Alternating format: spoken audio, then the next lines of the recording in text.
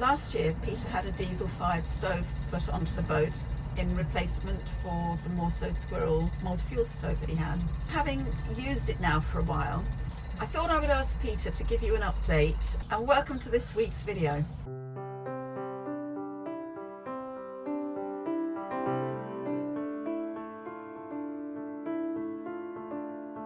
Yeah, Peter had a new one fitted last year. We were very pleased with its appearance. It looks very stylish and artistic, but he's now been using it through the winter, and there have been lots of upsides and there have been a few downsides. So I wanted Peter to give you his honest opinion on it. So over to you. The first thing that I ran into was trying to get it started, lighting it. There is a bit of a knack to it. I've come across a couple of people, well, I've come across somebody who bought a nearly new second-hand Refleks stove at a really ridiculous knockdown price from somebody who got fed up with not being able to light it. There are two basic methods when you just put a bit of firelighter into the burn pan in the bottom, or you can put meths in. I started off with the firelighter because that's recommended just to get the pan started, but it is a lot easier with meths, so that's the only thing I now have to buy. I managed to get hold of a 5 litre bottle of it, and I just dole it out into a smaller bottle I keep by the stove. I've got better at lighting it now. The trouble is, if you try to light it and it goes out, you have to wait for it to cool down, especially if you're using meths, because if it's warm inside and then you put the meths in, then when you drop a match in, you get a tremendous bang as it all goes off, and you might lose all the hairs on the back of your fingers. I've done that a few times.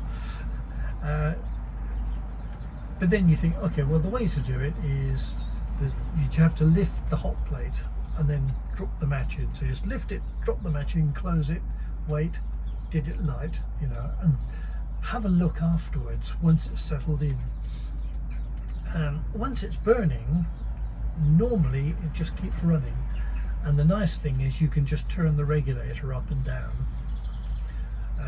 With the Morso, I had to manage the size of the fire in the grate, so you'd let it burn to a smaller compact fire when it's warmer, but you didn't have as much controllability, without doubt.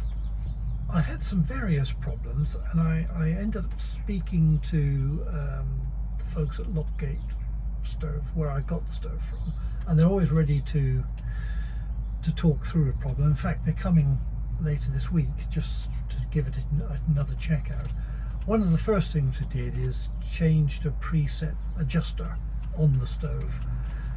It was painted over with a shellac or a varnish because you're not supposed to twiddle with it all the time, but Paul from Lockgate brought his thermometer down. He checked the temperatures and he said it's working okay at low settings, but at the highest setting of 6 it's not getting as hot as it should, so he adjusted the high jets, and that certainly helped. The other thing is, people, again, on YouTube videos, they always seem to say, oh, well, it's wonderful, we run it on 1 most of the time, and sometimes up to as much as 3 if it gets really cold. Well, my boat's double glazed and it's got all the usual foam insulation and so on, but I find when the temperature drops to 0, I need to think about putting the gauge up to 5, 5.5 even. Then it keeps warm.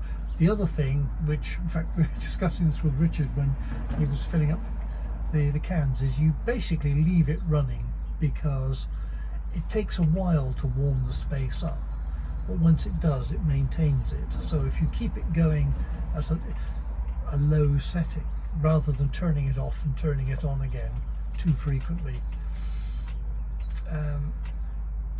But one of the issues I've had, which I think there isn't a simple answer for, is I bought a standard 50-litre tank to supply the stove via a gravity feed.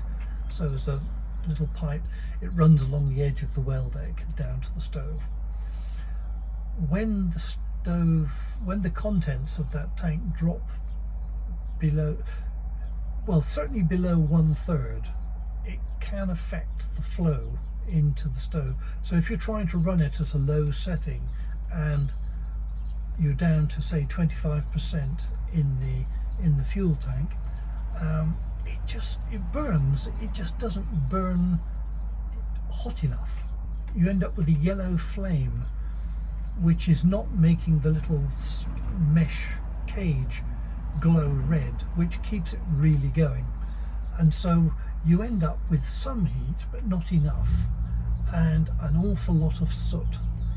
It just coats the whole of the inside of the stove, and it's a bit messy to clean up when that happens.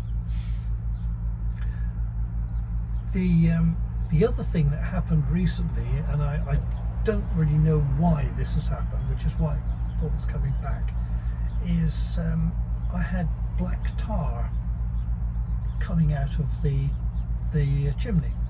Yeah. That's inside the boat.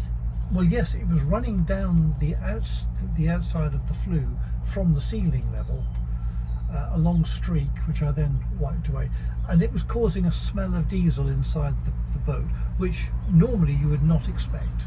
Normally, you don't get any kind of a smell. And I went outside to try to take the cowl and the chimney off to have a look at them. And first of all, I had difficulty getting the chimney off the collar on the roof of the boat, and there was this tar all the way around the inside of the seal.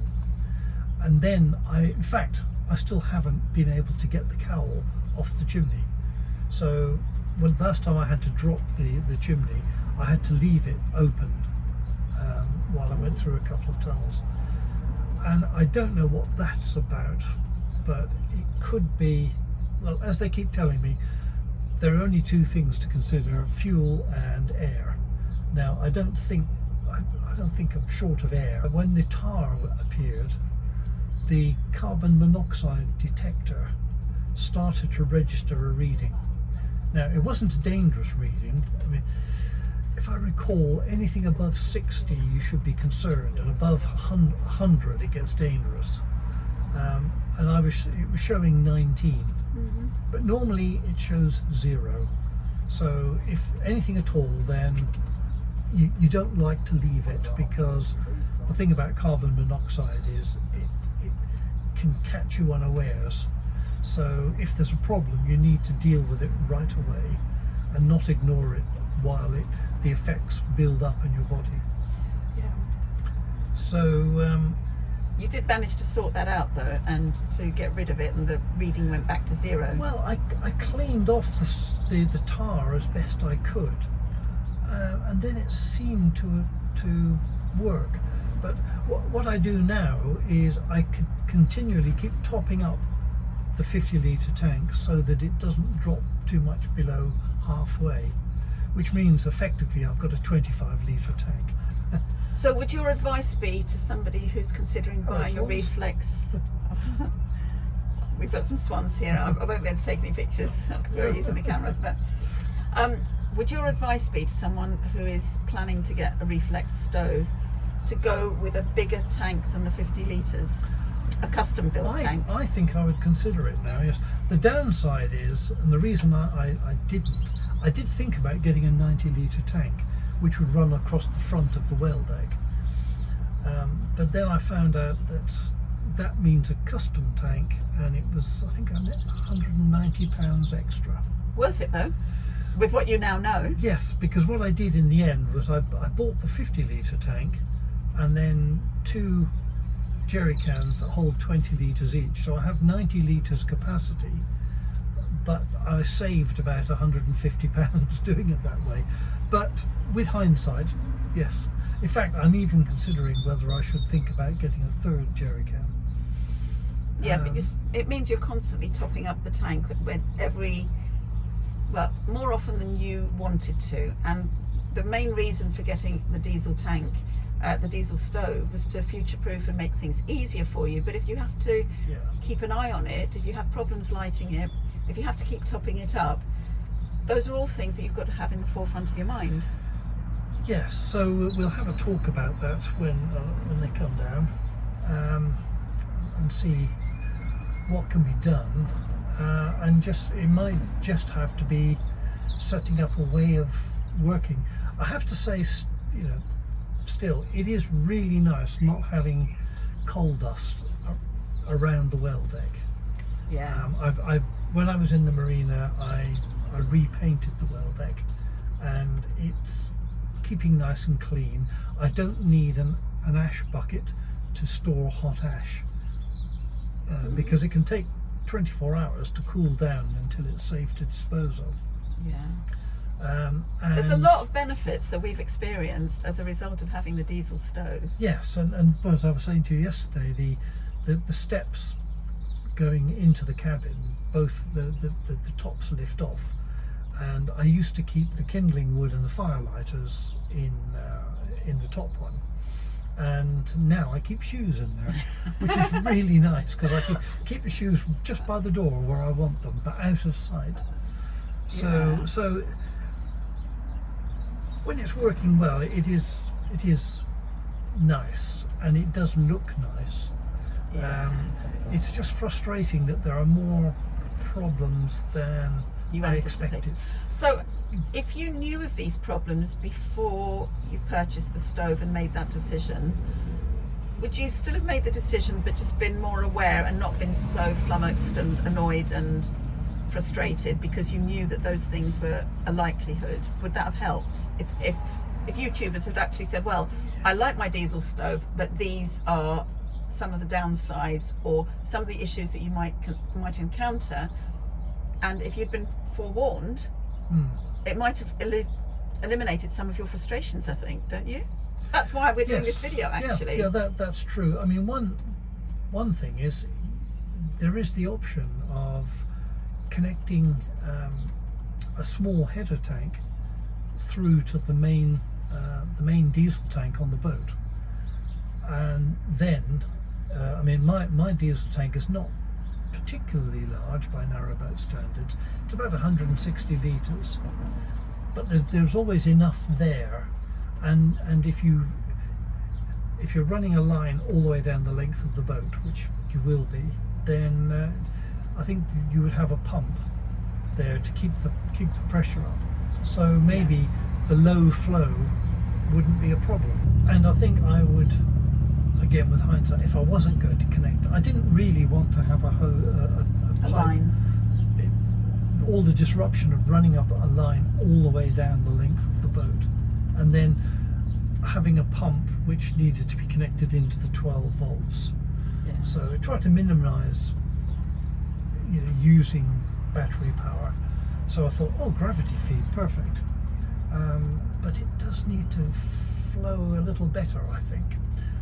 And I might spend the extra money to get a custom tank that was larger. And when you were talking to Richard on Jules Fuels the other day, he mentioned something about narrow bore pipes. Well, yes, he mentioned, I mean, they should know because they're dealing in diesel all the time, but something I didn't think happened anymore, which is that diesel, when it gets very cold, can get waxy and it doesn't flow as well.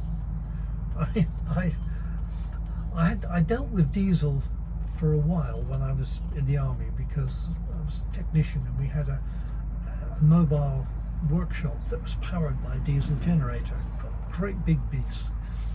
And one time I took a 5-gallon jerry can, a bit bigger than the 20-litre ones I've got now, and I flipped the cap off and upended it to go into the tank, and nothing came out, not a thing. But it was minus 25 degrees centigrade at the time. Where were you? That was what they call the North German plain. Okay, well, enough said. It was very cold, but I thought that didn't happen anymore. But Richard mentioned it, and he said, because he he said that on their stove, which is not a reflex, they actually have 2 large fixed tanks, so they have more fuel, but then that does them for most of the winter. And they're a fuel boat when all's said and done, so they've got access to fuel whenever they need it, as long as their main tanks are full. But he did then ask me, he said, do you have small bore pipes for the gravity feed? And I said, well, yes, I guess they are. They're not, I'm looking at it now actually. Yes, it is. It's about the same size as the small bore pipes that were fashionable for radiators in houses. So it could be that what you need to find out from Paul at Lockgate is that a problem that you're having, in which case you might have to have a refit, which is another expense, which had you known about all these issues in advance, you could have brought them up at the very outset. And with hindsight, which is what we're trying to give you, with hindsight, you could have gone for the maybe more expensive options, but certainly the less stress options in using it. Yeah, yes, because I wasn't sure how much I would use. I think the most I've measured is about just over 5.5 litres in a day. When it was cold in January, and I was running it at 5.5, 6 all the time. Yes, so it, as I said to the folks at Lockgate, it's been a much steeper learning curve than I had expected. Or even could say had been led to expect, but I've spent more time fiddling with the stove than I ever expected to. There are these little holes in parts of the stove that, because Peter doesn't know what he's doing and what is going on within the stove, you just clean everything, don't you? I keep cleaning them out. Yeah, so you take this thing and you have to poke. What is it? You use an incidental brush? Yes. Because that's how fine the holes are. You take a really fine incidental brush and you clear out all these holes. How many holes are there, Peter? Roughly? 40 or 50. Right. There's 40 or 50. Three rows. So some operate when the stove's on at all. There's some in the medium level, and then when you turn the regulator up, then the top row, the high jets start to come into action, and you can actually see blue flames coming in from the sides there. Okay. But yes, I'm always thinking, are they clean? I can't tell. I've now bought, or we've got in various ways, a mirror that I can put down and see these holes, because you can't see them. It's quite a narrow opening at the top, about this size.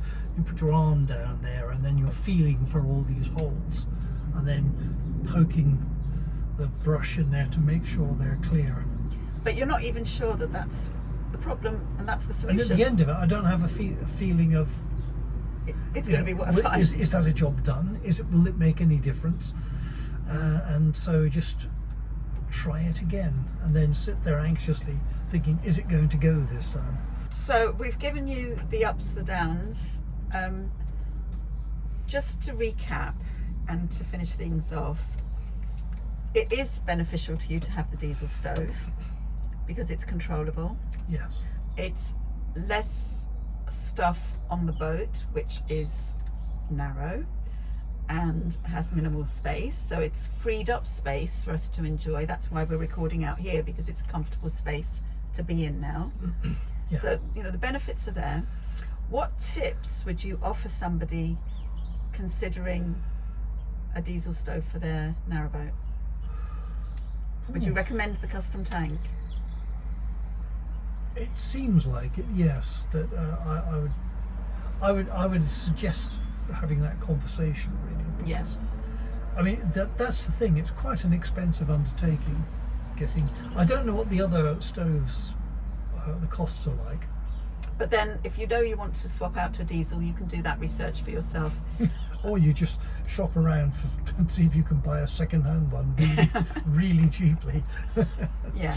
So maybe the custom tank is one way forward to alleviate some of the problems. And the other thing maybe to bring up is the narrow bore of the pipes and see whether that is something that will make a difference if you increase that. Yeah. Well, it'd be interesting to see what Paul says. Paul says about that. Yes, Yeah, because okay. the thing is that they do a lot of installs. I know when I spoke to Olivia, his wife, in January,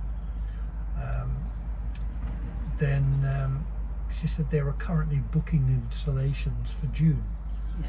So there's a lot of interest, and I've met quite a few people who've had them. I've now run into a couple of people who've taken them out again, but the vast majority seem to just carry on using them. So Yeah. I don't know if this is the one thing I've learned is ignore this idea of using it on very low settings. If you need 5, just crank it up to 5, you know. And yeah. Sorry, the swans are back. No, I won't do it. Yeah, so I think had we known that, it would have made things a lot easier. So a custom tank, consider it. Wider bores, maybe. Have the conversations, but just don't expect your diesel stove to be trouble-free. To be fair, Lockgate have always answered your questions. They've been very helpful whenever you've rung up, Yeah. and their after sales is really good. Yes. So I think if you can certainly recommend the company for what they've been doing for you, but Yes. it's just getting knowing what we're doing with it. They did say whenever you've got a problem, just call us. Don't look at things online. Yeah. Because So maybe you shouldn't be looking at this video at all. some of the lighting techniques I found on, I think it was CanalNet, Yeah. canalworld.net, from about 6 or 7 years ago, and I've learnt enough already to think that's hair raising. And then they were discussing the strange noises it makes. And I think, well, that's because you're abusing it. You know, you if you're using meths, you light the meths, you let the meth heat the place up, then you turn on the diesel. And people said, oh, I turn on the diesel, get a nice pool of diesel, and then throw a fire lighter in the middle of it. I found actually if there's diesel at the bottom, the fire lighter won't light. No. But get it going, and then that's when they get these dramatic reactions and bangs and flashes. So yeah, I wouldn't recommend it. Yeah. So maybe have a few more conversations with your installer, whatever type of diesel stove you're getting, and be aware that it's not all plain sailing through it. And I think if you're forewarned, you're forearmed, and then some of the frustrations that you have had, maybe you won't have. I wish you well with it. Yes. Having said that, it was 25 degrees on the boat today. Yes. So we opened the hatches and Turn it down a fair bit again. yeah. So it certainly keeps the boat toasty warm. It is really nice. Yes, when it's going, then it builds up. The curious thing is I've got a heat fan on the top of the flue because the heat rises, and I thought it'd be nice to push it. But the top of the flue, the temperature varies quite a bit depending on the regulator setting you've got, but also what's happening outside. When it's cold outside, it definitely does cool down that flue, and so the fan doesn't turn as fast on the top. No. Oh, they're going away, aren't they? Yes. Okay. Yes. So hopefully we've given you an insight into our experiences of the diesel Refleks stove. And I'm really hoping that you have a good experience should you decide you're going to go down that road. And I know that a couple of my viewers have opted for that or are in the process of doing that. The other option that you have is converting your Squirrel Morso stove into a diesel stove. And one of my viewers, Gail, has done that, and she is very, very happy with it. So if you like the look of your multi-fuel stove, but you just want it to run off of diesel, then that's a good option, according to Gail, that you can do. And she's also got a back boiler that heats her water as well, I believe. Oh right. Okay. So yes. that's another option. So there are options there. You just need to do some research and decide what is right for you. Yes. Hopefully what you've decided is right for you, and we can go forward with it. Yes. If you don't want the task of hoisting a 70 kilo stove out of the boat, that's why I had to repaint the well deck. By the time I managed to shift it across the well deck and out of the boat, there were a few scrapes in the deck paint. Yeah. So I hope that you find this video useful, whether you're getting a Refleks or not. If you've been following the channel, you know the processes that Peter has gone through to get the Refleks in. So I hope you found it interesting anyway. Yeah, I think that's probably about it, isn't it? Yeah. So thank you for watching, subscribing, liking. Please like and share, all the usual stuff. But it's very nice to have you watching, and I look forward to seeing you in the next one. So until next week.